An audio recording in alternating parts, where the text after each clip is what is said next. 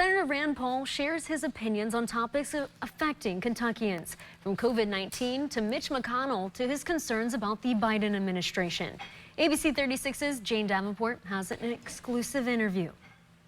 The Biden administration announced they are prohibiting Elementary and Secondary Education Act funds for archery programs in hunter education. Senator Paul says it shows the bias the government has toward these types of programs. For people in government to say, oh, you can't do this, it just shows the bias of people who have never really experienced hunting, never really experienced something like archery, and who have a sort of an irrational fear of weapons.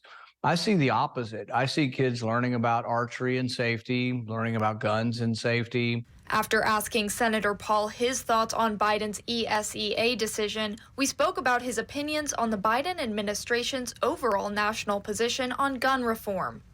The thing I worry about with some of the red flag laws, and one of the reasons I didn't support this, is the bill didn't limit as to what a red flag law could be. If people want to look for an area where Republicans and Democrats would agree, would be, why don't we go after the felons that are trying to buy guns? Let's prosecute them again, put some effort into it, and make sure they're not able to, get weapons. We then transitioned into conversation about COVID-19 mandates, the origin of the virus, and what the government is doing to handle it. And people looked at the genetic makeup of the virus and they said, there's some unusual things in the genetic sequence here that look like they were added. And so this isn't just me talking. This was Fauci, Christian Anderson, all these guys, Gary, they came together privately and they were all saying, I'm 50-50. Some of them were saying I'm 80-20 that this thing came from a lab. And even if you were only 5% concerned that it came from the lab, shouldn't we have rules to try to regulate this research so people aren't creating viruses that could wipe out the whole world? Lastly, Senator Paul shared his concern regarding the health of Senator Mitch McConnell. I wish him well. I don't see anything that I think has incapacitated him such that he can't serve. So none of this is really meant as any kind of criticism of him.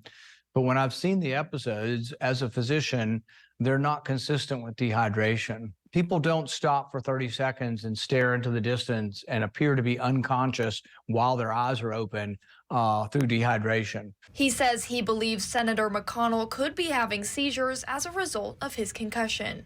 Now they say, well, we did a brain scan and he doesn't have seizures. Well, over 80% of the people who have seizures have normal EEGs or normal brain waves because they're not having a seizure when you give them the test. My point to all of them was simply, I don't know the ultimate answer, but I do know that my experience leads me to believe that it's not dehydration and that it still could be a seizure disorder after a concussion and that they shouldn't rule that out, mainly because if you're looking for an answer or looking for treatment, I think if you rule out things and say it's not this, when it still could be this, you're making a medical mistake. Throughout all of the topics we discussed, Senator Paul maintains that he will continue to speak out about issues affecting Kentuckians. Reporting in Lexington, Jane Davenport, ABC 36 on your side.